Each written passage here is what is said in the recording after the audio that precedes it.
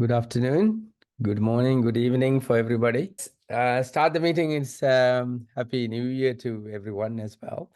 It's 2024, and we have a bigger task this year to do what is written down here. Let's hope 2024 will bring some new leaders to Sri Lanka who do not rob the nation and are committed to people's well-being, promoting harmony, discipline, and education.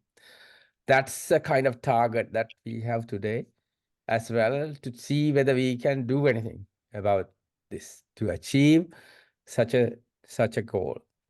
So we'll try to do this today and see what your thoughts are, because those will be very important. So today's meeting is to see how leads can make an impact in the upcoming elections for a better Sri Lanka. And that's a very uphill task, because we are not really a political force. But I believe in anything, if you think properly, we may be able to implement something. So I've said in here, we are exploring and exploiting strategies out of the box. So it's an open forum. We need everyone's opinions into how this can be done. So I've used this word exploration and exploitation. I'll explain those two words together so that we understand what we're trying to do. The explore-exploit trade-off is a fundamental concept in decision making. So the exploitation involves choosing the best option based on current knowledge of the system, which may be incomplete or misleading. So in relation to the election system, we know, we've discussed this many times, and then we know the weaknesses, we know why it's incomplete, and so on. So we've had so many people who have studied this for a while and presented their views as well. So we know that. Exploration involves trying out new options that may lead to better outcomes in the future at the expense of an exploitation opportunity. So exploration is trying to see how we can intervene into this incomplete system. Now, finding the optimal balance between these two strategies is a crucial challenge in many decision-making problems, whose goal is to maximize long-term benefits. So our target is to improve long-term benefit, and that is what we want for Sri Lanka. So that's what we are trying to do. Now, 2024 is crucially important for Sri Lanka, and we hope that there'll be two elections, the presidential election and the parliamentary election. And this will be an election year. And I've only just returned from Sri Lanka, and then you can see that it has already started. Various people have started their campaigns. So anyway, so is the current setting, in the current setting, will the political landscape change? Now, I know Ranjan has already made a comment in here, and also he's predicted his long-term predictions that were being correct. So let's see whether we can make a change. That's what we will do. So we can't just depend on predictions alone. So in the current setting, will the political landscape change? Actually speaking, it's not going to change. And why it will not change is this. An existing party will get elected. That is how the election system is set. Because you cannot get a new party or a new person getting into this system to make any changes at all. There'll be voter exploitations. Obviously, this has been happening for years and years. We know that. And already some candidates in particular presidential election wants to buy 30% of the votes. So that means the same exploitation that was used before will be in place. And if you back in Sri Lanka, if you say, see, the situation is now so desperate that people are just trying to survive. They're not interested in doing anything else other than just survival. So there's voter apathy. And when I ask from general people, they'll say, oh, we may not vote. And that's what they are saying. So, and the other thing is the most of the current 2025 will back in the parliament. There's no question that's going to happen. Given our election system, I'll say why. Why I ever say that the landscape is not going to change. Most of the current 25 will be back in the parliament. That's definite. Why? Because the nominations for the candidates is actually party leaders' authority. And none of the parties exercise any democracy in this. So none of the parties support also much of a regional representation. However popular candidate in the region, they may not get nominated unless the leader approves it. So it's basically leader's role. So the status quo will be the same. So will be the same thinking, same deals, exploit public money, that will be the same because the existing leaders, whatever said and done, will have certain things to conceal. They will also have certain things loyal. So loyalty expected from others, kind of, you scratch my back, I scratch yours kind of thing. So that will be there. And the system will be the same as well. The whole purpose of Aragalaya was to the change the system, but that's not going to happen. So system will be the same as well. So if we just be apathetic as others are, then the result is going to be the same and nothing is going to change. The same arguments will continue and the same pathetic situation will also continue. And the election system is such, the system itself, even if it's a perfectly peaceful election, the election system is unfair and election method is good to demote the opposition. We've discussed that. So the current election system is that whatever you do, the proportion of seats that the opposition is getting is going to be lower than what is due for them. That is how the election system is designed. So that no opposition, whoever who gets close, will be close to the winning party at the end of the day, because that's how the election system is designed. So then, given this situation, I mean, if you are really interested, we have to really think out of the box, how to do something. Now, see this report. This is about Parliament to be prorogued on January 27th. So last year also when RW came in, he prorogued the Parliament. Why does he prorogue the Parliament so frequently? Look at this. Okay, the most committees, including the Committee on Public Enterprises and the Committee on Public Accounts, will have to be reconstituted after prorogation. So basically, what is being done is clearing the bandwagon to contest as clean candidates. That's what is happening. So that means already, the culprits, the corrupt fellows who've been already named will have clear names to get nominated for their election campaign or election, so that it's already been set. That's what is happening. So why am I saying most of the current 25 will be back in the parliament? Because our election system is skewed, and I'm already explained a few, but I will tell again. The party nominations, party leaders are in authority, so they will nominate whom they want. Right, okay, so the party leaders have their favorites to help whatever, loyalty and conceal their past. Nominees are not selected by regional popularity, that we have seen happening as well. Same parties and individuals will come to power just like musical chairs, so nothing much be different. People will change from this side to the other side and that's it. Voter apathy is useful for the culprits to exploit the election. That is what is the situation now. So hopefully, if we can generate some voter interest so that they can go to vote, that is a good thing. There's no new party to say anything new. And we can see that say, several candidates who came forward and were talking last year is now silent. So obviously they may have been decoys that been used at that time to do something or not, we don't know. Aragalaya is not a force anymore. It's just completely gone, and there's no one to talk on that anymore. And none of the 225 work proactively. That is obvious, isn't it? So we have the opposition, we have the uh, people in power. None of them work proactively. They always shout to close the stable door after the horse has bolted. So basically, the all 22 are one breed. I mean, this is quite obvious because I kind of felt like this because it's about the Easter bombing, where my family was also affected.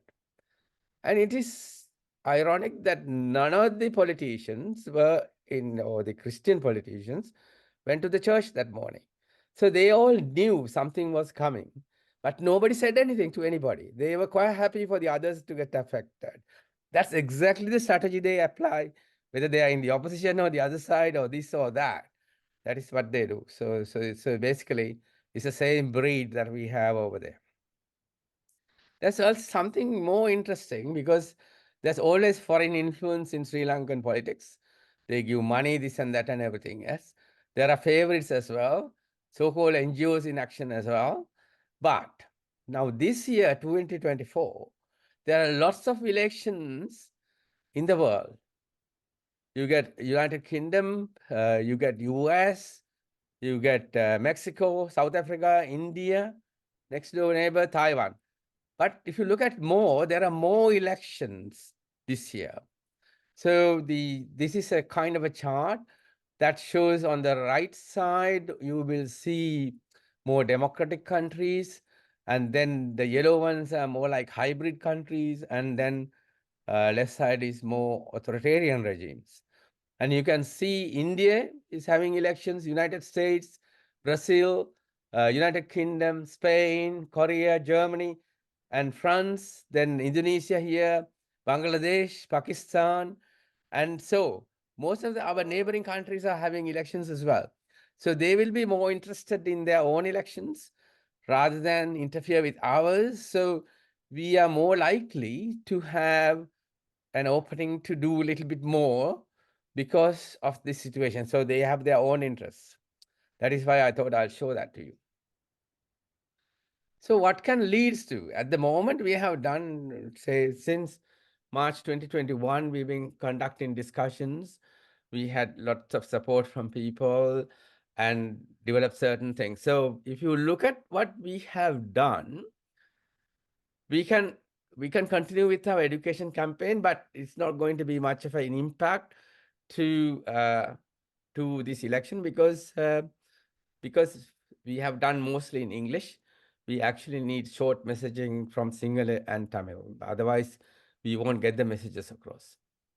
Number two, promote the Leeds referendum. We have a still an active link requesting signatures for a referendum. That has got 12 points in there with some explanations why all those 12 points are there. And so far, we've received over 300 signatures. And from all that, more than 95% have said yes to all those items. And so that can be relaunched to educate the public. That might work a little bit.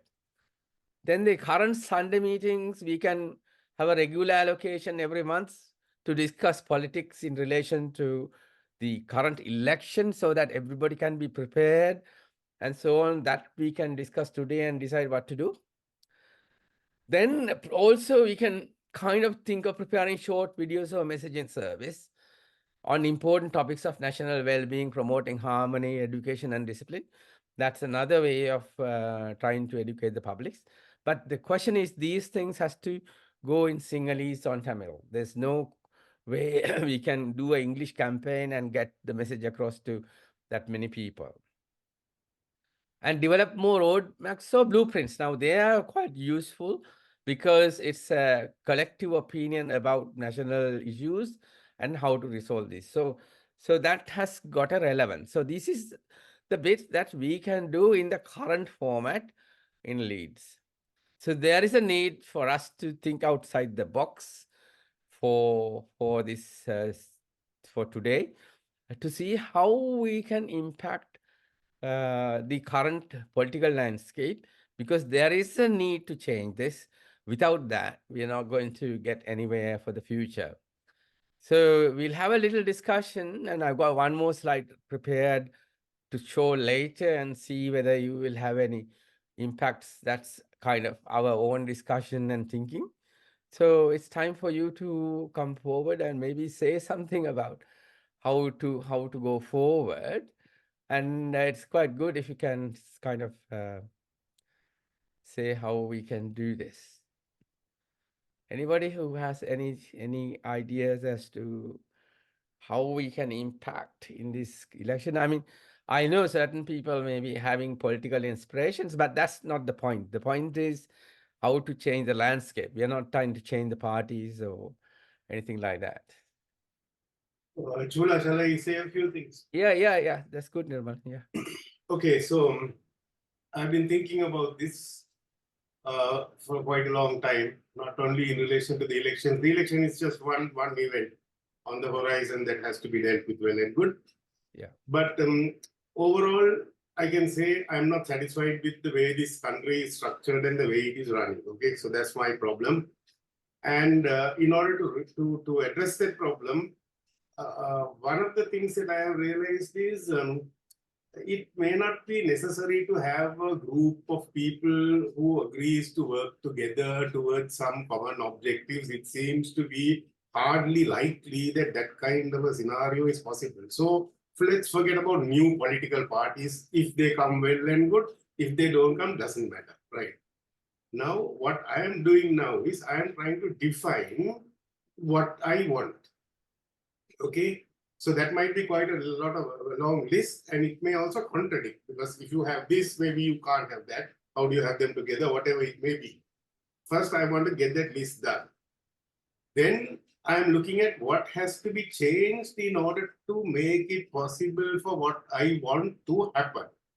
So that will be another list of things which has to be somehow brought about. And then I'm going to look at how what I can do to make these changes happen. And then I'm going to start doing it on my own, step by step, in whatever little way that I can do it. So that is what I have in mind. That is what I'm doing and going to do more and more. Yeah. So can you list what you want to do at least, so that the question is, if you explain things, then people will support your motivation or your mission, so that we all can help, if it's all agreeable, because humans. Yeah, Chula, there I have my experience is different. When you try to explain to people and convince them, they only get more and more firmly entrenched in whatever nonsense they are entrenched in. So that is, now for me, that is a waste of time. Now it's a waste of time. Why I have decided that's a different story. I decided that's a waste of time. Okay. So now what I'm going to do is do something that makes whatever I want to happen. Okay, Maybe so, a small thing. Yeah. in your list, you have at least 3 things you can tell us. No, okay, no, I can't tell you. I can't tell you 3, but I can tell you one. One is this change in the very first article of the very first chapter of the Constitution. I think you all are familiar with this thing, and you must be familiar with also this mechanism called the third eye. No? Yeah. Okay. Now the third eye is a kind of a guided missile which works very nicely with lots of people. So now that is one of the things I'm trying to achieve, and in order to achieve that, if I start talking to people, I'm pretty sure anyone I start talking to about that, there's immediately opposition. Understandable. So let that opposition be. If I go and try to take it on head on, it will grow. So I shall not take it on head on. But I will, in many ways, keep introducing this thing into many forums, also in as anonymous as possible a way, rather than because sometimes you also become an object of attack because people don't like the way you look or the way you talk or who you are, some nonsense like that. They may not disagree with what you say, but just because they get annoyed with you, trouble. So I am just introducing this into many fora, and it has gone even up to that Tibetan delegation or something. Now, can you remember who came up with the declaration? So it has even gone on to their table. So fine. Now that is the method. That's the sort of method I'm getting moving. Okay, in relation to the election things, which we all worked on. There also, I have thrown a couple of things onto the table, and I have got some feedback now saying that you have, kind of upset somebody's apple cart. Well and good. So That's this is the good. So that is the strategy. You see, you upset the apple cart and then resettles in a different way. That's a good thing to do. I mean, I actually don't. more than that, Chula, more than that, because when you upset the apple cart, everybody who wants to have the apples in the cart starts scrambling on the ground to pick it up. Now that gives you an opportunity immediately to make a few more attacks there. Yeah. So No, anyway, no, no. That's a good strategy. That's a good one. I've been taught by people like you various strategies as during my career, and they've worked as well. So yes. So what can we do? Just one thing, because constitution is important. We recognize the importance of changing the constitution some time ago, as to at least insert certain things in there. We're not really even following what is there at the moment, because there's no person to look to see whether we are following the constitution. Everybody is doing their own things, and the Supreme Court will take it up if somebody takes it up. Otherwise, it's just gone unheard. And the police is a different mission. They don't know exactly what it is. I was there for the last 1 month, and they're not updated as to what is happening or anything. So just carry on as usual. So the what thing can we do if we want to say constitutional change is something that we want, but that has to happen through the parliament. There's no way you can change the constitution without going through the parliament. And we may interfere if there's a draft act. If there's a draft act somebody brings in, then at that stage only you can interfere legally if you have an argument through the Supreme Court. But once it's established, you can't do anything. So even having a referendum is very hard, although there's maybe a small opening to get it done if you have a very large amount of a public force. We may be able to do it, but then you can't get there in the current environment, because at the moment it's a survival game for most of the Sri Lankans. They just try to meet the ends. They don't even protest anymore. They just try to eat what they have, have a 1 meal or 2 meal or something. And I've spoken to a few people, they're extremely inward looking. They don't want to know anything else elsewhere. That's the kind of situation they have. I mean, you can imagine that is a survival game that is there at the moment.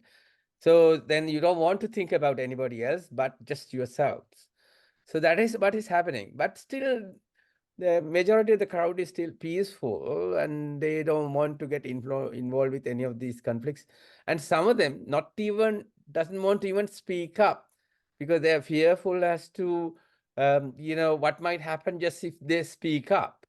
So nobody even scared of commenting about even a politician, even with me, because they think they suspect that I could be a spy or something like that as well. So there is a difficulty in getting across, but you can say what we can do, because the constitution is not going to change just because we wanted to change. As you know, our proposals, we sent it to all these committees and all that. We don't even know whether these committees met. They haven't had an office anywhere. So, so, so we don't know who are changing the constitution or looking at it, sat down even to think about it. So the situation is quite sad that way, because the current political set is quite autocratic, and they will just change their chairs and then come back again in 5 years later to change their chairs again. And they survive on its own, despite all the corruption, whatever, and all the charges they have, just drop it with proroguing, isn't it? So it's good to have a bit of argument and then prorogued, and it's all gone. okay, so a little more, Chula, if you don't mind, it might be of some help to you all. Yeah. That is, now, yes, now what you mentioned, in relation to what you mentioned, yes, we are up against a huge kind of a blank wall, because there's no way we can influence the system if you look at it that way. But Yeah. fortunately for us, the government and the country are not isolated. They are part of global systems. They are nested within various global processes.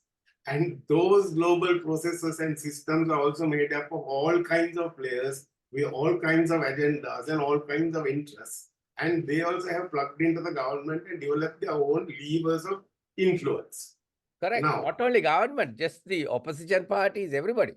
everybody. Now, Yeah. now that is our, what I call my keyboard. I have all these black notes and white notes. That is the good fellows and the bad fellows and the evil or whatever it may be.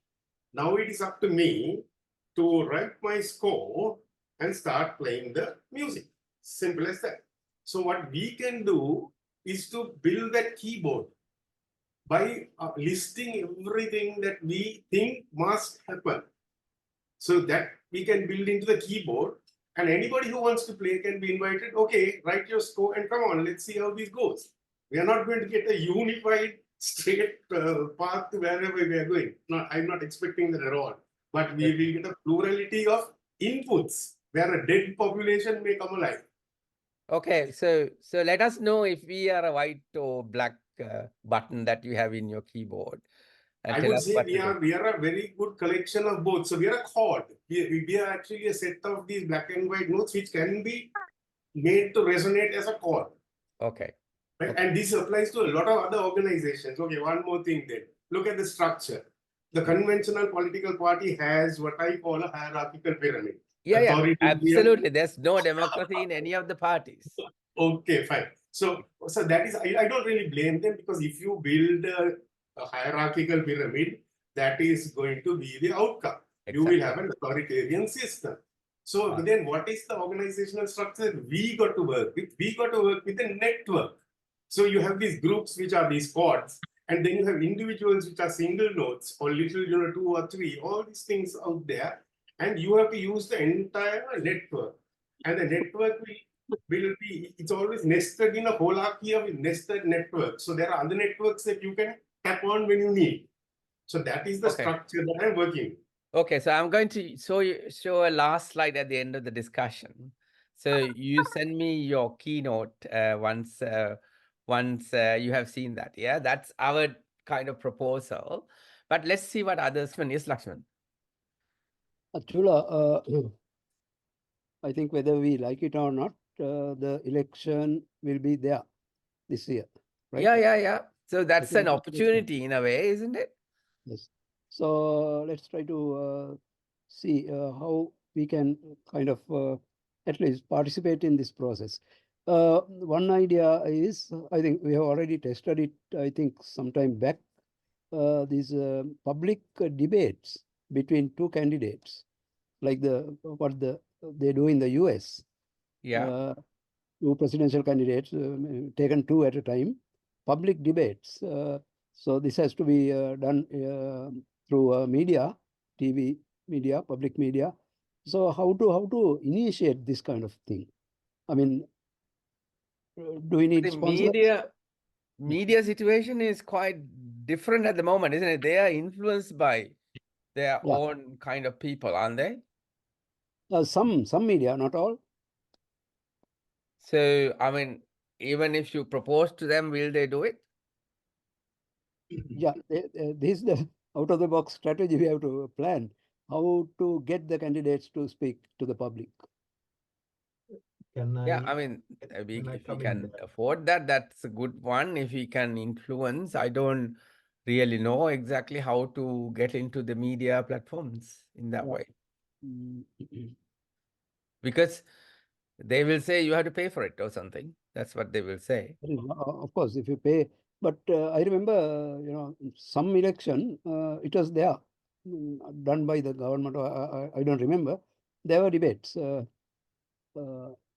Yeah, my question is, although we have these political parties, are they really opposing each other, or they're just showing it to us? That's the question, isn't it? No, it's really, Julia, that's been answered. That question has been answered. It is very clear from the public's point of view. Anybody can see that there is one class very closely collaborating with each other, regardless of the labels that they have. Yeah. And they have seized the state and they are still in control. Everybody knows that. Exactly. That's the point. That is a very good point. Yes, Lakshman, anything else? Any other ideas from anybody? Chula, just to add to Yes. can you hear me? Yes, Marvin. Yeah. Yeah, just to build on what Lakshman was suggesting. Yeah. Yeah, when we have the candidates nominations, let's say for the argument, people who nominate to stand for presidency, Yes. using our platform, how about calling them one at a time under the topic Face the Nation, for example, suitable name in Sinhala. And, Lakshman's idea was bringing them together like in a TV debate, the candidates being interviewed. That's a good option towards the end. Yes. Before that, leading up to that, bring one at a time. There's no harm in giving maybe in advance about 10 questions or whatever, so that they are not caught by surprise broadly, the key areas of importance, and then 5 questions at them to look at various things about their ability, their track record, their thinking power, their balance, their values, and all sorts of things. That's a very good suggestion, Marvin, because Yes. that means we can dedicate a Yeah. regular slot for Yeah. political viewpoints. Yeah. That's a very good one. So we may be able to explore that and then invite people. So if people want or have connections or want to propose names, Yeah. why don't you send it to me? I'll send a proper invitation to them, asking them to speak.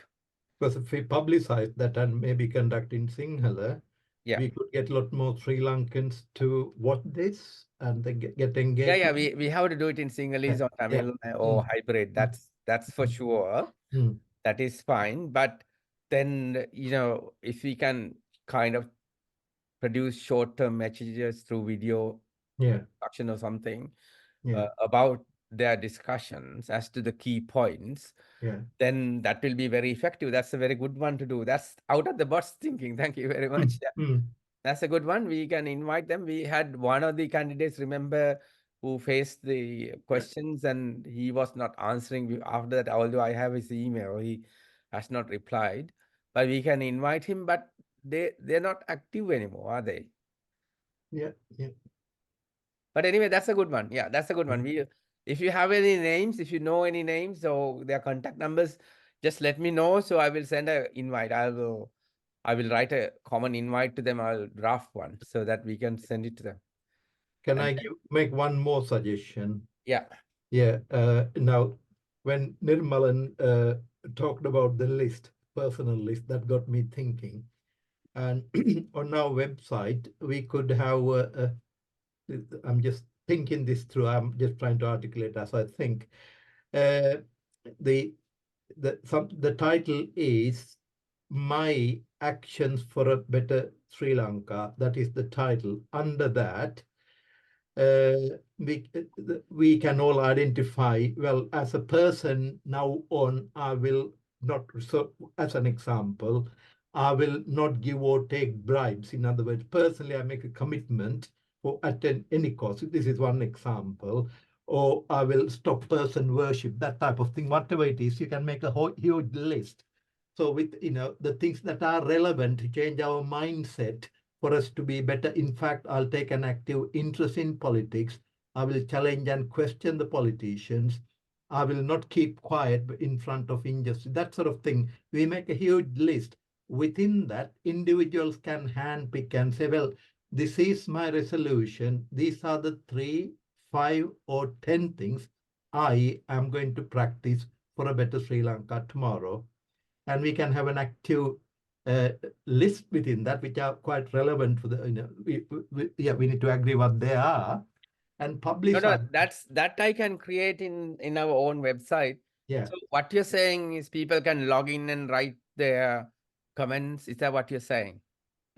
No, what I'm looking for is, perhaps in professions, what you call, you have accountability partner. You identify somebody and say, right, it's a bit like New Year resolutions. This year, I'm going to stop alcohol, or I'm going to do more exercise. So whatever it is like that, leading up to the election, these are the 3 or 5 things I am going to practice.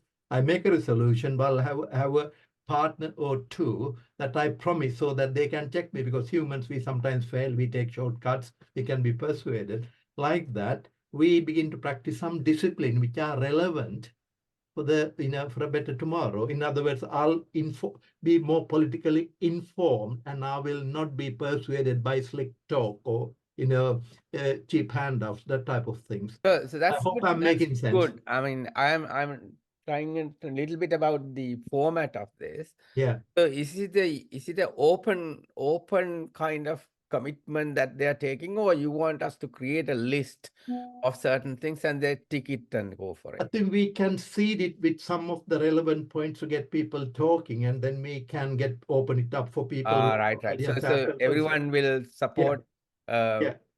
kind of a promise, and then it comes as a promise. Yeah. So then we will know what kind of promises they are making as well as a proportion, isn't it? Yeah. And If then you have a as tick time, box thing, then that will give us a number. So that will tell us who does what and who wants to do certain things. That's a good one as well. at the moment, I'm still thinking aloud here. So people can make suggestions which are only things that are relevant for a better Sri Lanka, better tomorrow. And then maybe maintain some interest in social media, so that like a league table, they say, no, this is the number one, this is the most important thing, this is the second, and so on. Yeah. That I can think about as well. Yeah. So that's quite good. I will need a bit of IT help and and then people make a pledge and say, right, these are the most important 5. Me, my family, we are going to practice that. Yeah.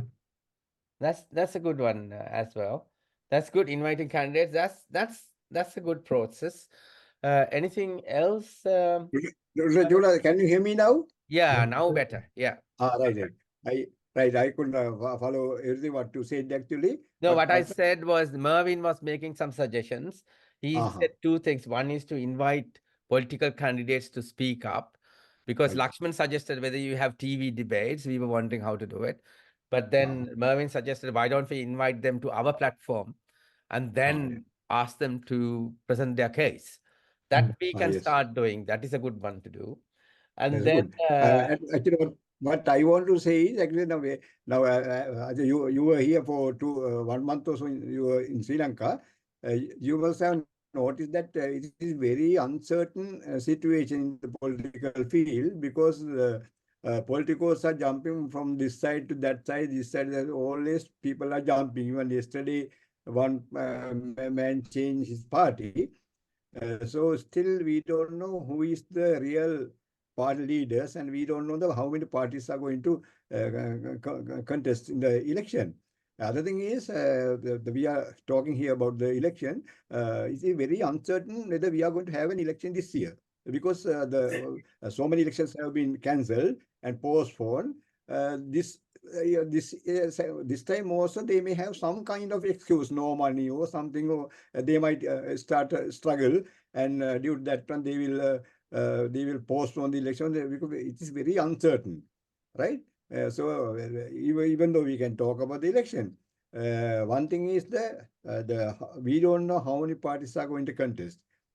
We don't know the real leader, right? So uncertainty is also there. As you were talking, the constitutional changes are there, but as you said, we can't do anything. The parliament has to do that one. But once the parties are established and they tell us what they are going to do after the election, we can talk about the changes. We can propose any changes if there are any. So until they tell us what is their program after the election, there is no point of talking now. So that's what why you want to tell you. Yeah. I mean, that is quite true. But the people who are jumping from one side to the other, maybe is hidden reasons. The reason is that, as I told you, the party leader is the one who gives the nominations. When they feel like the leader is not going to nominate them, they will jump. So that's what has probably happening. Not because of whether they like us or whether they like the country or anything like that. Because they have to survive. Most of the people have survived.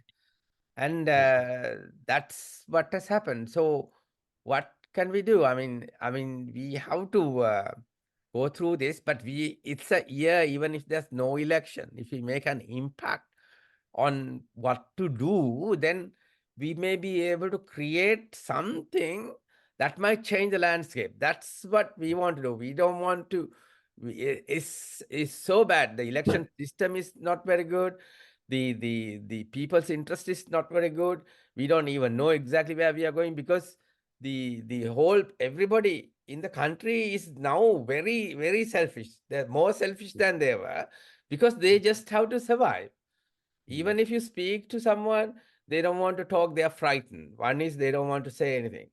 Two is, they don't know what to do. Most of the people don't want to vote. This is what my worry, that when people don't vote, then there's a huge gap for exploitation. You don't know whose vote has gone in. So there are issues. So let's see. I mean, for you, Kitsiri, there's two people who's raised their hands. Just a minute. Right. Just see. So Lakshman has raised his hand, then Nirmalan. Yes, Lakshman. Chula, I just have a comment to what Kitsiri just mentioned. If we wait till they finalize their candidates and publish their election manifesto, then it's no point us getting involved. So we have to do something before they prepare the election manifestos, right? Yeah. To feed in our ideas. And my other concern is, if we invite them, will they come to address our forum? The politicians are like that, isn't it? They don't turn up sometimes. That's okay. But we can invite. If they agree, they will come. If they don't agree, or whatever somebody tells, don't go there, they don't come. The politicians never keep to the time, never keep to the word. That's how they are. They are at that particular time. They want to, politicians, they just take it as it goes. Most of our politicians are like that. And there's no constructive way that, or kind of like us do, like, don't waste time, go on time. None of them that is in their books anymore. So we know that, but we can still invite them and say, yes, this is an opportunity for you to show what you can do, and then they might come, particularly the ones who are jumping. You see what I mean? Because they are now have neither this way nor that way. That kind of people might turn up. We don't know. We'll have to invite and see. So, yes, Nirmalan. Yes, Nirmalan. Okay, so now there is something specific. What Mervin said also touched on that. What is required is what I call a voters board or a voting board. Yeah. Where if you have got something that you think must be done, or let's say in my sense, this constitutional change or whatever it may be, I can go and put it up there as a proposal. Right. Right. And people who visit this website or this voters board can approve, disapprove, and comment. Very good one. So that's fine. Now, yeah, you can find an IT guy who is willing to work on this. And if you can please put him in touch with me or put me in touch with him, I will explain to him exactly how the functionalities that are required for this kind of thing. And then he can decide whether he's going to do it or not. Okay. That's fine. We will do that, because we got IT experts within ourselves as well. We are running kind of not on a money basis, because we don't collect any money. We just using our own time and expense and everything to do something. But I have the resource which I can use, so I will let you know. Yeah, that's a good one. Voters board, I'll talk about it today or tomorrow, and then I will probably communicate with you about that. Yeah. Ranjan, yes, Ranjan. You lost power, sorry. Okay, my power has returned, so I'm back again. Yeah, we had a good discussion. So we like your thinking in relation to how to make an impact. Yes, now is the time to walk the talk. We have been talking all these years. Yes, We'll yes. see what we can do to walk the talk. There are one of two ways we could do. We could walk the talk. One is to devise our own vehicle, special purpose vehicle. But that is too late now, I think. It's not too late. I will talk about it in a minute. Own vehicle, yes. Then what we can do next best is to select a vehicle and support it. Okay, own How vehicle can is something that we think about it. Yeah, I will show the last slide in a minute. So I will now, what can we do to, we'll have to think of a strategy, you see, that will ensure that this vehicle will be triumphant in the end. Yeah. The vehicle through which we hope to achieve our ideas. Now, to do that, what I see missing at the moment in the thinking, political thinking in the electorate of the country now is nobody has realized that what is most required is to unify all the groupings, forces that think alike. They are like-minded, but they are divided. They are not united. See, this is their biggest weakness, and which will, as a result of this weakness, advantage goes to the forces that are responsible for Sri Lanka's failure. They are very happy to hear that these like-minded people are not united. So I can think of an example. See, we can draw inspiration from. You know, in 1956, there was a similar situation. There were various groupings, SLFP, BLSSP, CP, LSSP, and some, racial religious parties. What did Banda's great achievement was to unify all these at that time UNP was unbeatable. Unify all these forces ranged against the UNP under one umbrella. See, under one umbrella. He even sacrificed his ego a bit and, created a new group called the Mahajana Eksat Perumana. Even the SLFP of which he is the leader was in it. You see, he didn't take primacy. You see, I think this was his political acumen. What is required now is, you see, all these people, I think there is enough and more people thinking that a change in Sri Lanka is required. More than 50% are thinking on those lines. But they are unhappy that they have not created a vehicle that can help them to achieve this objective. I think what leads can do is to take the initiative in this regard and get all these people who are like-minded under one umbrella and ensure their victory, so that all those ideas about that Leeds has been espousing over the years and talking all the time, in short, we'll be able to walk the talk. Thank you. Yeah, that's very good, Franjan, because you're talking about these floating votes, apathetic votes. So we need to own vehicle for them to get on. Basically, that's what they're saying.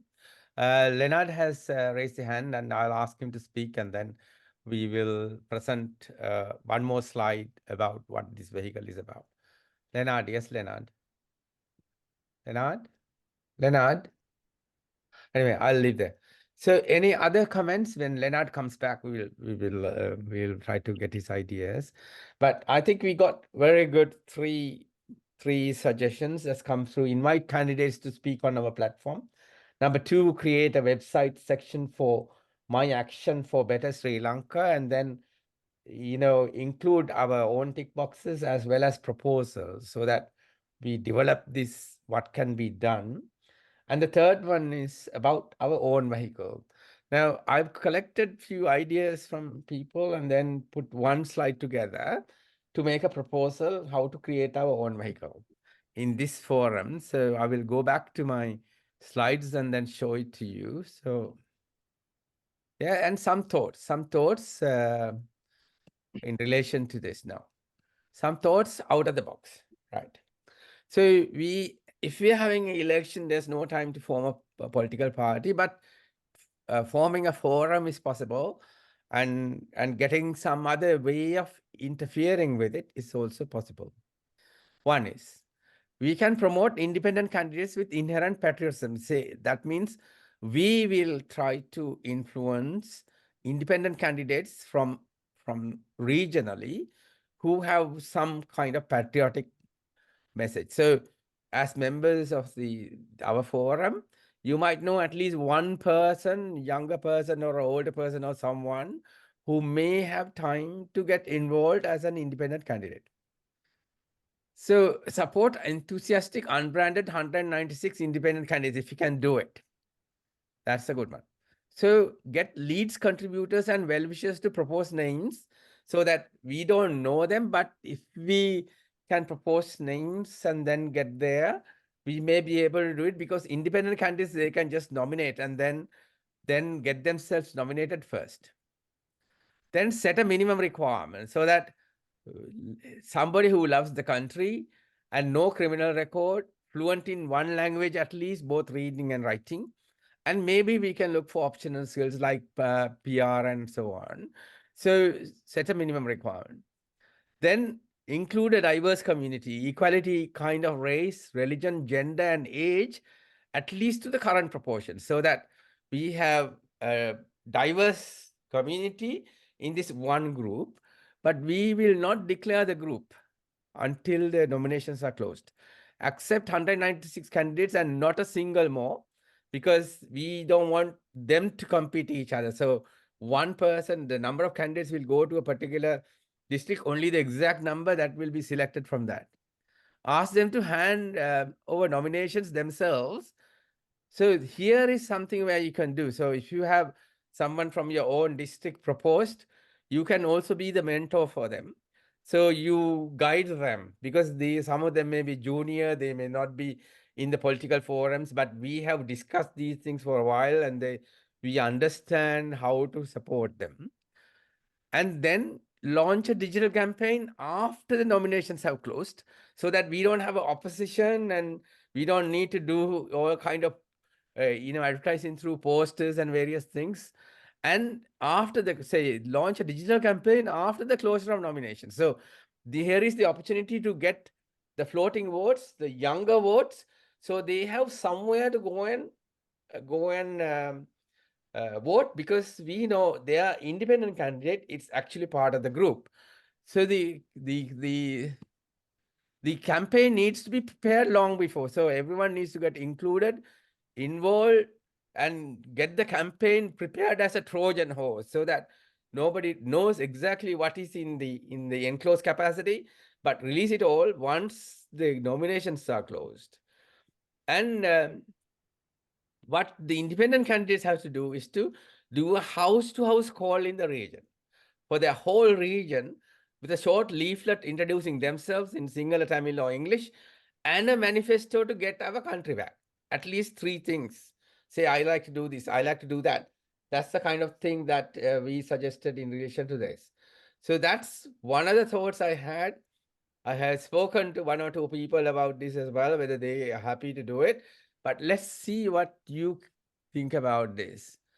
I don't know what you think, but let's see whether you think about any positive thing about it. Isn't it? Dr. Chula, Yeah, can I give a brief Yeah. proposal actually?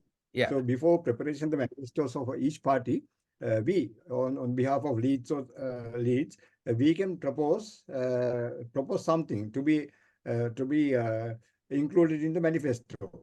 That's a good one. Right. Yeah. Mm. So, Yeah, so each we of- communicate with the parties, yeah? Yes.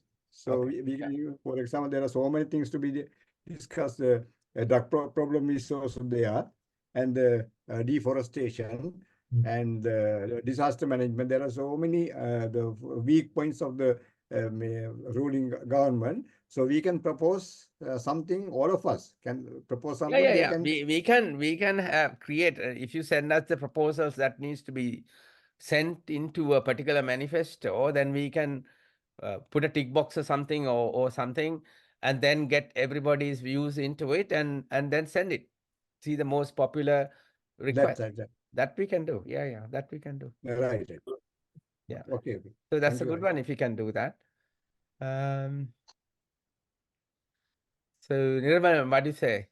Nirmal? Okay, now building on what Kitsiri just said, if you can put on your website the addresses to which all these political parties can be addressed, regardless of whether they are contesting the elections or not, as long as they are registered political parties, if you can have the address to which they can, at which they can be addressed, and maybe some names to be spoken to, then what I would then recommend is that all those who want to propose something to these political parties to be included in their manifesto or their program, to send those things to them independently from wherever you are without any organizational label.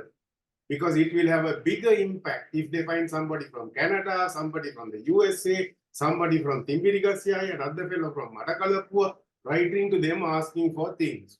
We can even decide what things who is going to write about. That still doesn't matter. The idea is for these missiles to hit them. From Yeah, various areas.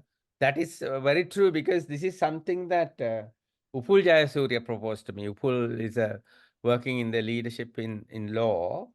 He told me if you can get letters of a particular thing sent on the same day to a politician, you might get it done.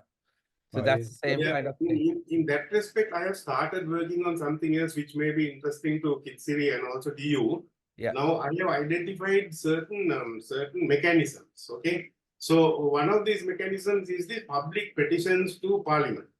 Yeah. Right. So now I am trying to get people to petition Parliament on issues that they are really concerned about, that they are committed to actually fight. And I'm also trying to line up various MPs who, for whatever reason, are willing to take these and present it to the speaker. Right? Then Yeah, I'm that's talking to lawyers. addressing also, the speaker in relation to that. Yeah. yeah. So then it also goes then to the Committee on Public Petitions, and so those ideas begin to disperse. Right. Then for the lawyers, I'm asking them to please revive and start using the doctrine of writs, because we don't have people who are very rich to go into public interest litigations and all those things. But if we use the writs to push the government to do certain things that it has to do, that will probably, hopefully, have an impact. And then, of course, there is this RTI. So when there's information that you want, I'm again talking to some lawyers to help people, because it's not that easy to draft a letter, send it, follow up in 14 days, then in 21 days, then take it to the commission, then take it to the appeals court. That's a process. So I'm trying to get lawyers or even law students to help people to push these RTI requests, get the information that they want, then see what cases can be built on that and push those cases as well. So these are some of the things I'm doing. Yeah, yeah. So I mean, internationally there are two webs at the moment: Charge Organization and there's ECHO. ECHO is from US. I don't know. Charge is from UK, I think. So you can easily start a petition, but then when you download their petitions, because you can at the end you can download it and print it. I've tried this 5 years ago about university education to the Prime Minister. At that time, it was RW who was there. Yeah, I think so. And we got about 5,000 signatures and then sent it. But it didn't take anywhere beyond that. But it's a good effort to do that. But we can even send it to the speaker. They don't have a legal number that they have to automatically take it, isn't it? Now, for example, if you have... There is standing order number 30. You just Google standing order number 30 of the parliament, follow the procedure, and it will go right into the speaker. It has to just be taken by an MP, but it will be taken up. It will go to the committee. There's a committee, special committee to deal with this, which will analyze it and then make recommendations to parliament if necessary as to what this petition is and what the parliament can do. It's a pretty good mechanism. Okay, so I got quite few things now. So it's petitions, yeah? Petitions to the speaker, yeah? No, it's not. It's a public petition to parliament. But you have to address someone. It is to be addressed to the speaker, go to standing order number 30, follow the process which is set out there. This is something recognized in the British Parliament as well. Yeah, British Parliament, it works. You have certain number, I think 20,000 signatures or something like that, then it becomes No. automatically You don't need 20,000 signatures. You need only one person, that is you, who's making the petition. You have to give your details, ID card, name, address, whatnot, and fine, it goes in. No. That's not how the number matters in the UK. You have certain number, and then it becomes, irrespective of speaker's decision, item in the parliament. I think. Yeah, that way it is. Yes. Yeah. So that's that's a good one. Yeah. Yes, Bernard. Can you hear me, please? Yes, Bernard. Yeah. Yes, sorry, I was trying to unmute it, but at Morogoro, we are having some rain and thundering also. So I just, it's like there was a delay in my getting connected. Basically, I also had to attend some personal matters, so that's why I said if I am unable to make it, I sent a small note. I wonder whether you have already. No. I did not show the video or the note you sent, but we have openly discussed things that are relevant in the way you suggested. So we have not missed much by not showing what you said. I got it with me, but I can circulate it to all afterwards. So what I said basically was, now since we are looking out for strategies to face the oncoming elections, so-called, the first thing is what I thought was even to effect system changes, we should know the time frame available. As you know, the politicians are so used to that, they use cunning ways to postpone everything, and when the elections are just round the corner, they start coming out. We don't have any time to do these changes, so let us go ahead with the present system and then come out when we will do the system change. That kind of things have been happening right throughout last 75 years. So that's why I said rather there's a possibility. Now we have the presidential election is on the rule book. Presidential election is due on in November. So, and the parliamentary election is due in 25 August. So now we are looking, if we are looking at parliamentary system changes or electoral system, basically my main concern has been this having the equality of vote, and then the people who are going to represent us. Because we have failed in our electoral system, has failed to select correct representatives to nominate, that is, they get the parties to nominate the most suitable representatives to represent the people. So that has not happened. That's why this earlier in 2022, the main things that they put upstate were vote or go home is actually presidential election should go out, in other words. And by them saying that all the 225 must go out, means they don't want the present electoral system, the way of selecting parliamentarians on our behalf. So to meet these two challenges, we missed the opportunity. But now what we can do is, main concern is, if you look at the electoral system, parliament election, that is due date is next year. Due date is next year, August. So we have time to do certain changes. As you know, I have put some 15 system changes. Some we have to go back to the constitution and amend it. So we don't know whether all those changes that we have suggested are going to touch on the constitution. So what I would suggest is, basically, can't we make an appointment with the election commission, and within their ambit, but certain procedural changes that they can do to meet, at least come closer to our suggestions. So if we can make a meeting with the election, because election commission, I mean, they are people who are implementing, and they know, as you know, we have these our returning officers are very strict on what they are doing. As you know, even if the date is wrong, they will reject the nomination.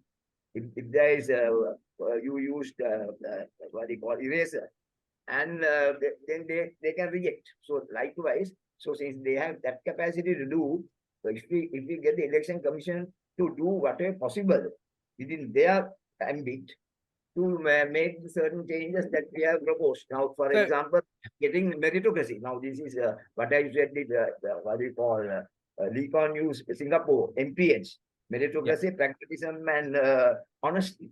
So, to ensure those, what can election commissioner do within his purview to get these things done and force the parties, mandate the parties to send in their nominations with political professionals who are there first country first political professionals. So Can you kind of look into it a little bit and then draft a letter on behalf of us? Not many things, just a very short letter asking whether we can implement these, that we can discuss. Whether they have the power to do it is the question, isn't it? yeah, that's the thing. We had to meet. When I came out with proposal during the Mahinda Desapriya's time, he even I only wrote to the press, but he invited me to make a presentation in 2017, which I So did. that's a good one. Let's write to the election commission and say these changes Yeah. are necessary. As a forum, because now what Mahinda Desapriya told me was, your proposals are very good, but you can't be a loner in this game. He No, said, we only can you work some as a compromise. forum. We can work as Yeah. a forum. So Yeah. yes, but I need is because you are the best person in a way who understands what can be done within the election commission. Just list the 3 items or 4 items that you want done.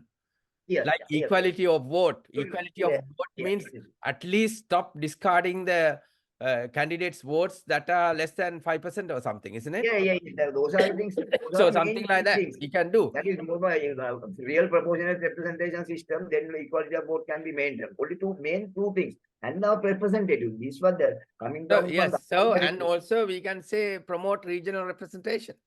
That's right. Regional representation is already there, district wise. That is already in the system. But the District- nomination comes from the party leader, isn't it? No. Yeah, that's right. What I proposed is nomination should come from the districts. Nomination. Okay, so let's try. We can try Yeah, at least yeah. 2 things Whatever. to make sure election is more fair. Yeah. So I can write that to the election commissioner and ask for an interview. If that's the case, we can join. Some can personally go there, some can online join for the meeting. That's right. Sula, can you hear me? Yeah, now you can hear. Thank you. Sorry about it. Yeah, sorry about it. Say, I am not very familiar with the election system and how it works, and also the politics at the ground level. But what I can say is, now we have been discussing some very interesting and very useful points. Now, I suppose when it comes to the election, it's going to be the general public. And is there a way of communicating this interesting discussion that we have to the public? What I mean is, through the media, is there a way of communicating? No, we do it. We have various means of doing it. We are not effectively doing it because we have to do it in Sinhalese and Tamil. That's the question. Now, we need a small kind of help from a local studio, which I've requested from Colombo. We may get that to make kind of short videos, SMSs, things like that, so that we propose that. But our main discussion today, election system has got the unfairness in the election system is inbuilt. And this is what Bernard was just telling. He is very experienced with all the weaknesses in the system and to interfere with the commissioner, because the election commissioner may be able to do some changes without the legal requirements. So that is what he wants to explore. I think we should explore that as well. So there are several things that been proposed. I'm going to make a list of these things and then explore on that. I will circulate that to everyone because there are about 250 people now who communicate. And so we like ideas, and I will summarize this and send all these proposals so that we can start thinking and get everybody's input. I think it's a year, if we are very active, we'll be able to make an impact. And as you say, getting it to the public is very important. And what has happened is in the public is that I was in Sri Lanka just for a month, and they are very apathetic at the moment. They're just so, the things have become so expensive, they're just beginning to just survive, and they don't want to talk about anything because they are worried about the Facebook, they're worried about speaking, the political, reprisals and everything else. So they're quiet, and also some of them don't want to vote at all. So this is the kind of situation in Sri Lanka. So that means there's a lot of floating votes and the younger votes, which can be tapped if there's a positive outlook. So this is what we are exploring at the moment, trying to see whether we can get there. And then, I mean, I will summarize all these things, and what you say is quite important, Jivananda. Yeah, and not Just Jivananda, another Leonard. Yeah, yeah, something to follow it up with this one. I Yeah. think the idea of having some sort of a leaflet that contains the policies or what the party wants to do is very important. And I think Kichri also mentioned that people keep on moving from one party to another. It looks like that everybody is sort of looking for a position in the party or in a party, and there are no set policies in each of the parties. Now, it's something that's important. See, we in the West, we have either a left or a right or center or somewhere in between. And those policies should be very clear to the public what they are going to do.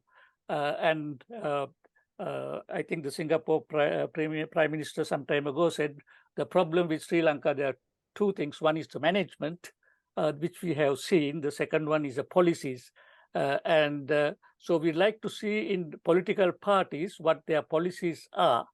And then the second thing is we'd also like to see some key performance indicators, how they break down these policies into individual key performance indicators, which can be assessed every year. Something, some areas that I could see, the separation of judiciary, legislative and executive. In Sri Lanka, that is not there. It's basically the politician takes over everything. That's actually being masterminded by the politicians over like 3 decades. So that's how the independence of the 3 pillars of governance have broken down because of the apathy in relation to our own voters. We were not active enough to oppose these kind of changes. So it's a long process. There's a need for a constitutional change if we want to get the independence of the central bank and the police and judiciary. So that needs to be done in the constitution. Now, that has to be done at the moment as a proposal from the parliament. That's the problem. The parliament is not proposing it because they are the ones who designed it, the ones who are there. So we can do that only if we have new people in there. So this is why we have working with other things. But then there are other proposals like what you're saying, creating a manifesto in a different way, saying what can I do in the website. So we collect it. So it's kind of a manifesto in a way, or we can develop our own manifesto saying who likes to take this up. That also we can do. We know what needs to be done because we discussed for the last 3 years now. So we know quite a few things about what needs to be done. But then this is another thing. So what I'm trying at the moment is to see strategies as to how to break up the current landscape. Because Ranjan is very good in predicting what's happened in elections. He's been always right for the last 35 years or something. So I just want to make this year's prediction wrong, basically. So change the landscape by interfering. So which is not in this thing. Yes, Jivananda next. Yes. Anything else, Leonard? Anything else? Yeah, that's it. Yeah. Okay, yeah, Jivananda, yes, Jivananda, yeah. Sure. Sorry, I joined a little late. Yeah. I just want to share two things. Now, here, sorry, probably you all know that, I live in the US. One tool that we get for making our decisions about elections is that in probably almost all the towns, small towns, cities, there are independent organizations, non-political organizations that review all the candidates' policies, and they make actually not a leaflet, it becomes a booklet, and distribute it among the voters. So the voters can use it as a guide to make their decisions if they don't have made their minds. Now, the limitation in that is, it allows you to make the best choice out of what is offered to you. It doesn't allow you to change the policy. So, it allows you to pick which policies are going to be implemented, who is going to be elected, and so on.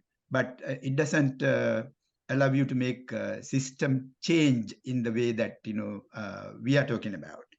And then the other point is, here I think in any country, even in Sri Lanka also, the media plays a huge role in helping the voters to make their decisions. Now, the problem in Sri Lanka is that most of the media are under the cloud of what I call the elite, who are running the show.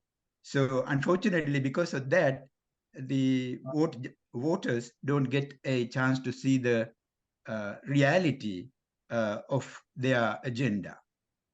So those are those are two things that I thought I will share with you. Thanks. Yeah, thanks, Jivananda. I've got experiences about the media back in Sri Lanka some time ago. But if the masses are moving towards certain thing, the media will move for it. And at the moment, the tool we have is all these social media campaigns and all that are more effective at the moment. So that is still available, and that's the way we can turn the tide. And lots of people now look at the analytics in relation to how many people log in, how many people look at, and all that. So yes, we can create something of this nature, what you suggest, and then try to involve non-political organizations to carry the message.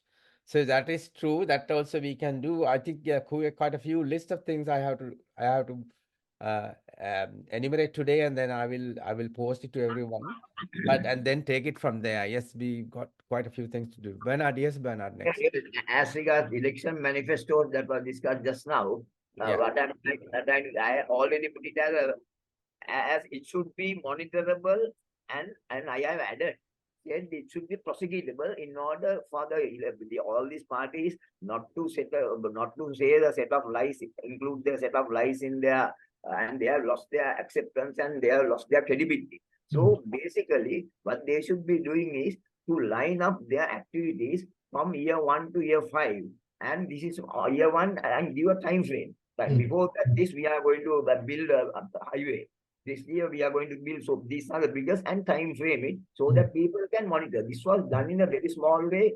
I think 2015 they said the 100-day program. That's It right. not with specific dates and all that. Even in Singapore, I think I was told that they are doing that kind of. But let the the manifestos parties do the homework, prepare their work plan, action plan, more than the mission, people know and all that. But action plan is more important for simple voters. They will know first year they are going to do this, second year they are going to do this with time frame so that it can be monitorable. And there must be some agents to monitor it and then raise their eyebrows and tell, look here, this has not been done. And then voter will find his own level in regard to the government. So that's correct, Bernard. I think Leonard mentioned about KPIs, key performance indicators. Yeah.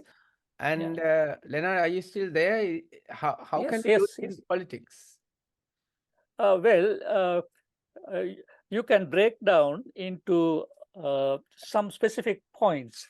Let's say this year we are going to make this move with regard to, let's say, we will not interfere with anything to do with the judges. No political, nobody from our party will interfere with any court case or with the police or something like that, and that's monitorable. That can be sort of checked. That is so not monitorable in Sri Lanka because absolutely everything is happening undercut. That is the trouble. And then there was even the lawyers have two groups.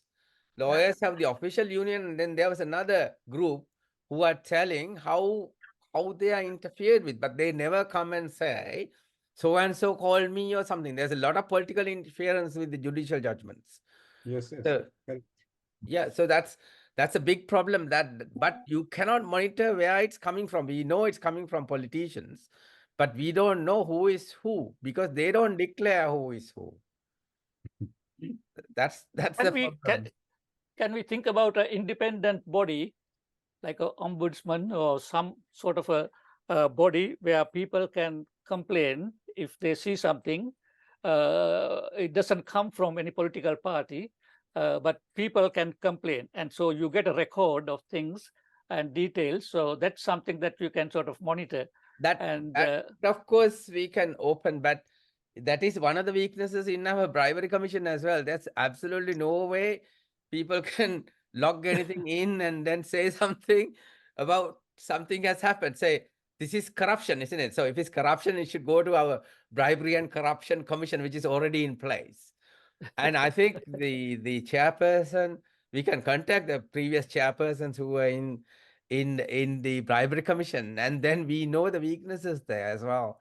So there are lots of things that are weak in the country because there's absolutely no quality assurance mechanism. There's no feedback to any of the public services. You just have it, they spend the money, and there are so many politicians having their portfolios and everything else. Nothing of that is reduced despite the whole financial crisis. And all the money that what they're trying to do is to support all these. That's what they're doing. So all these are paid and supported and everything else. That's what's happening. So anyway, there's lots of weaknesses, but we still don't have to give up. We can do something. Thanks for Sachin. I think Nirmalan has got something to say again as well, Nirmalan. Yeah, I just want to add a little bit of information. I just want to make it clear that I'm not pushing any system of politics or I'm not saying that this is better than the other, or I want to have this kind of a political party in power or that. But I want to make it clear what I stand for, and that is the engaging and containing of the crooked criminal class.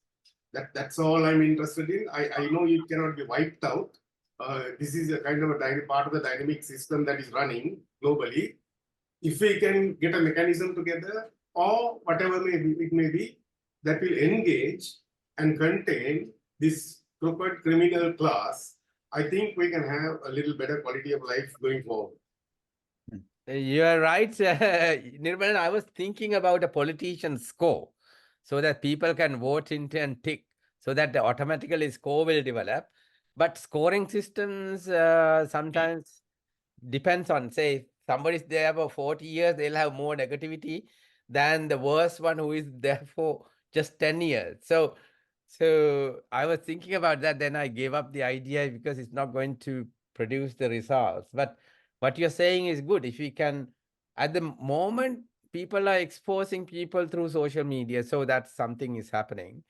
But the question is, there's a lot of questioning about the authenticity of the material that is being produced. That's another issue, because then there's a lot of fake material that's coming through. Now, if we start producing material that get classified as fake, then it becomes a problem as well. So we need to have more authentic information to propose or say in this kind of negative publicity. But that's true. But out of the hand, I mean, I know people who have been completely corrupt politicians. But how can I say that? There's no evidence for it. I've only seen it happen. That's the situation. Actually, that's not what I'm looking at, Chulana. For instance, now we are seeing this crackdown on drugs.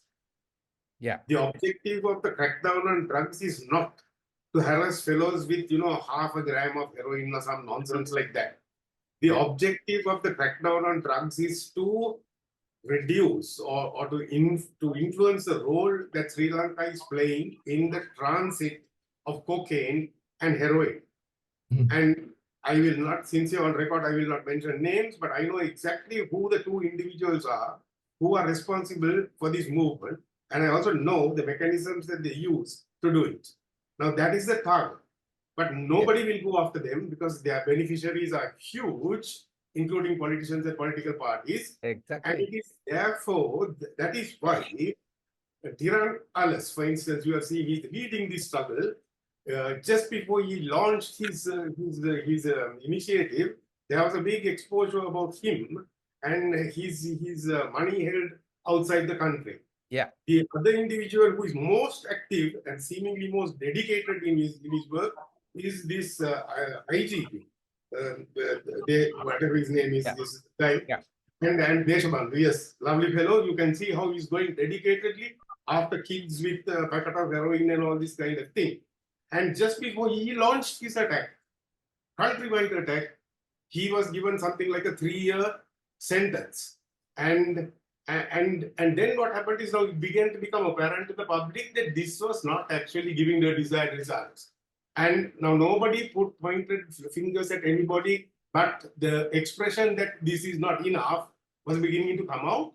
And the moment that expression came out, suddenly there was this mysterious lawyers group which came up and said, why doesn't the Attorney General prosecute Deshabandhu for torture? Yeah. Right? And the next thing I knew was 250 kilograms of cocaine or something were captured somewhere in the sea.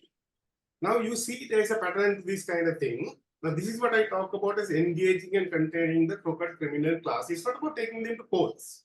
First and foremost, their activities have to be stymied, blocked, and they have to be locked into the country. And this can be done by working very carefully with the contradictions, global contradictions, which have their own mechanisms between criminal activities and preserving the integrity of the global financial system. Okay, that's where I am. That's where I'm coming from. No, it's okay. The fact that Iran Alas was found with Yeah, that's there. So that is why the parliament getting prorogued. So all those Exactly. investigations will go underneath. And Yeah. they become clear names for the next election. Maybe, but I mean, okay, that's the reality we have, and that's what we have to fight. No, exactly. That's what is happening. So I mean, that's what I had said at the beginning as well. This is what is happening. Yes, Jivananda, yeah. Yeah, so going back to what Leonard brought up, how to use KPI, isn't that the elections are for example, so actually this leaflet I was talking about that we get before elections is a form of KPI. They say, okay, this guy has, he promised, before the previous election, this particular candidate proposed he will do this and that. And this one, they point out, okay, he has done this, but not this and that. So we can make a decision based on that, So I think elections are the basis for making use of KPI. Only problem is how people forget, what they did or didn't. True. We don't follow the manifestos. And if you want to make a KPI, say, for example, all the presidential candidates we've had for the last 20 years, maybe, all said abolish the presidency. Nobody did. So that's the KPI on the manifesto for presidency. And that's the kind of situation it is. But it's good to say, look at the manifesto and say, you've done this, you have not done this, and then publicize that from time to time. That will be a good one to look at. Yeah. True. Yes, as I said, because this time frame is very important, because the media will pick it up. More than the people, media will pick it up and they will report. This has not been done, they promised this, but it has not been done. So it is very important to have the manifestos time framed. So I mean, for a start, shall we do a manifesto analysis from the current government then? Why not?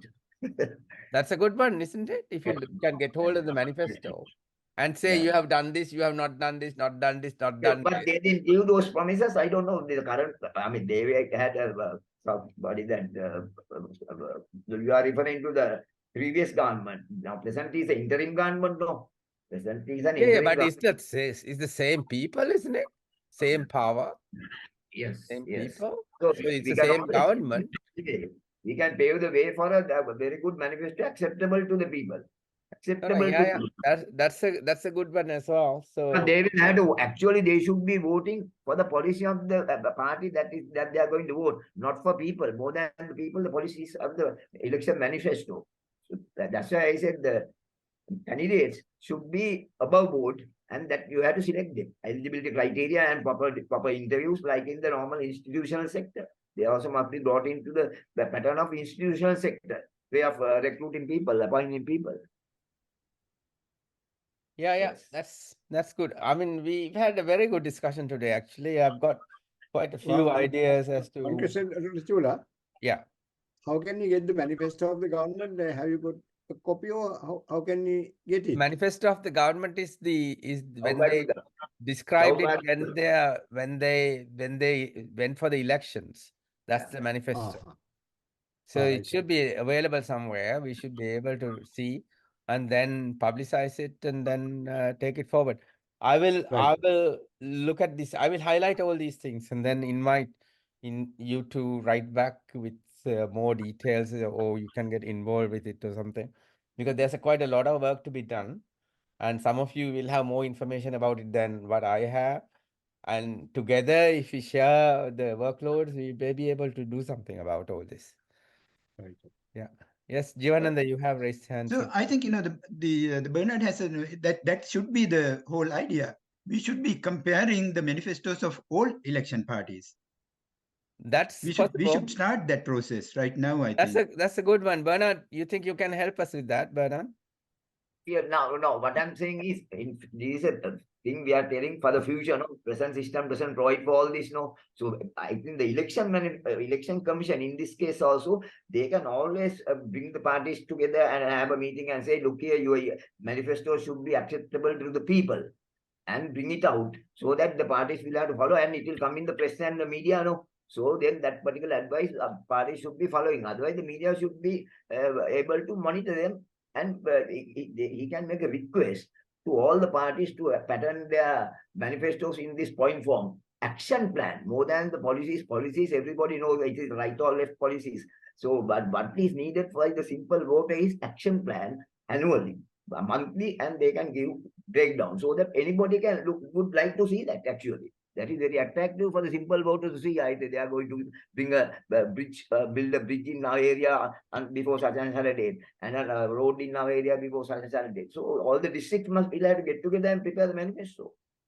And the manifestos are not gazetted, are they? They are before the government, isn't it? I think they are not legalized. That's what I said. Prosecutable means if we can prosecute them, then they will get scanned. They will be cautioned. So they will be more careful in giving out their action plans, not these empty promises.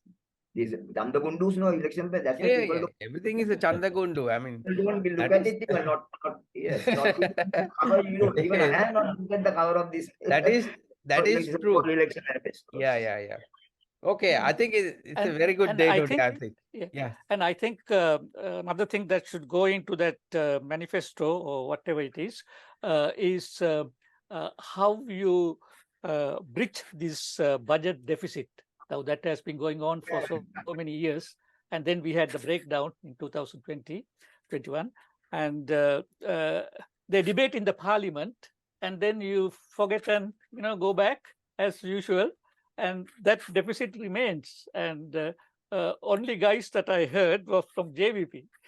They said, well, we can fill that gap. If we come to power, we will get all the money that has been stolen and it's everywhere. We will get that and we'll fix that one. So that way, well, I don't know whether they can do it, but on that subject, Ranjan spoke one whole day about what possibility is there to get this money. Actually, the chances are very low. So, but it can be initiated. I think the United Nations has a system to try and initiate a process. I think that's already being initiated by someone through the United Nations in relation to get the stolen wealth of a country. So that process is a different one. So, but It's something we can think about, but that's not going to sort out the problem. The problem is the government is so expensive. Now, for example, the express disaster we discussed twice, and now it's gone into a huge corruption state in relation to the compensation that is due, because that is all being dealt by underneath by various commissions or whatever. So we're not going to get any compensation in relation to that so far. So that's Actually, Leonard pointed out nice thing. The budget deficit actually is, now they also we can propose something to all the parties to cut down wastages. And this is today's paper. I don't know if you can read it. yeah, exactly. It says next year independence this function will if their government is going to spend Koti Vissak, that means 20 billion rupees. Right? That is true, because I, when I in 2012, okay, before I left, one of the bank managers told me that all these tamashas, all these political things motivated, those days we had exhibitions, various, all these activities, even 20 million for this Nidhas, that is a way to shunt money to their stooges. That is what is really happening. So you say cater for this, okay? Actual cost is like 3 million. They will put a receipts for 9 million. And then that is submitted, that is paid. As soon as it's paid, some of that money gets shunted into the politicians and all that. So all this 20 million is a way of shunting money to their stooges to do what is to be done. So these things are not going to stop. That's going to happen continuously through the system, and that's been happening. So all the internal people who work in the system know how it is happening, but they don't come out of it because they get attacked because of that. So they don't say anything. But I was told by my own bank manager that this was happening. Corruption. Corruption, huge corruption. That is why they want to have it. That's the only way you can shunt public money to individuals.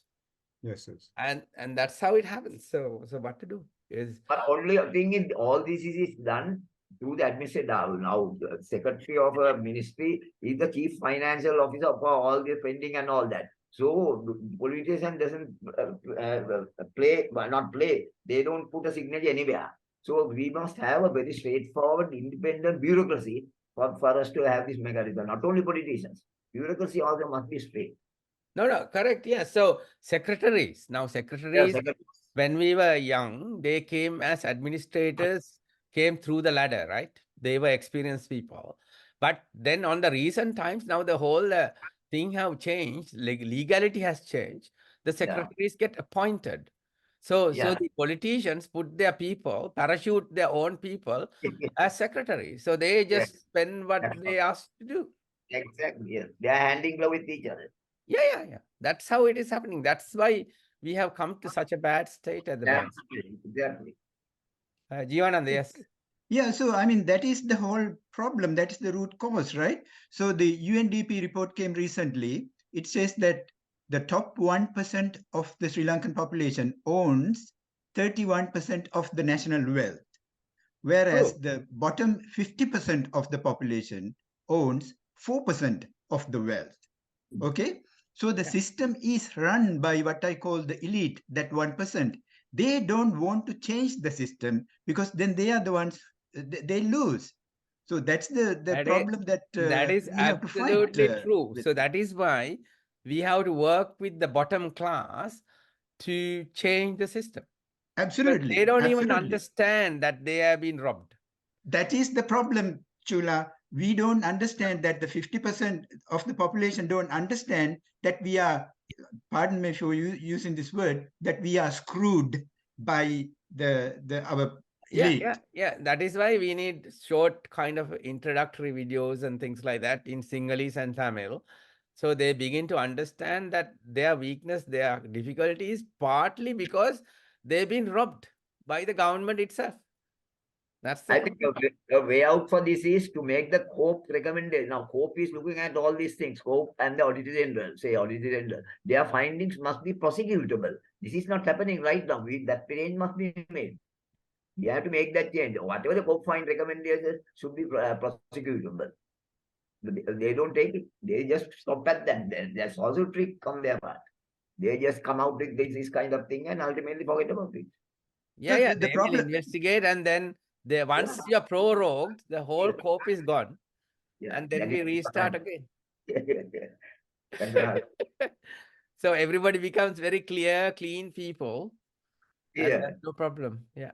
So the whole problem is we talk about the independence of the three branches and of the government and whatnot.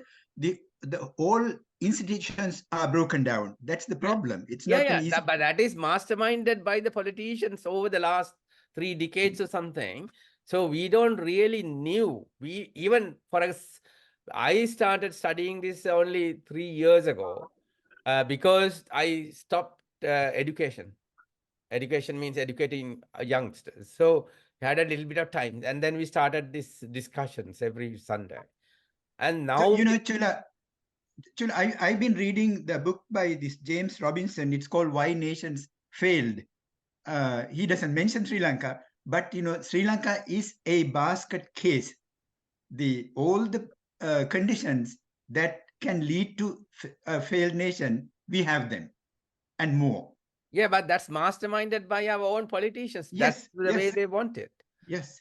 That is the way they will have their own cake. So this is what is important. But today's discussion is very good. We got quite a few things that we can look at. I will try to list it in an email and then take it from there so that we will work on these things. I mean, thank you for everybody's contribution today. Let's see. So think about this. If you have any way of contributing more ideas, just email it to me. Every month, let's dedicate one meeting for political, what shall we say, action plan, political action plan. So we'll have an open forum, let's say every month, so that we update ourselves as to do this. So today is first meeting this month. Shall we reserve the next first meeting every month to look into this? Yeah, is that okay? If you do that, then we keep it active, and then we can talk about what we have achieved, and so basically KPI for ourselves as to what we have done over the months. So then we will progress in this. So let's hope we'll be able to change the landscape at least small way, and then take it from there. Yeah. Very good meeting today. Thank you very much, and Happy New Year. Let's hope Sri Lanka will be a better one when we meet in 2025. Let's see. Okay. Good All night right. from Candy, Sri Lanka. Good Yeah. night. Good night. Good Thank night. you very much. Good night. Thank you, everybody. Yeah. Thank All you. right.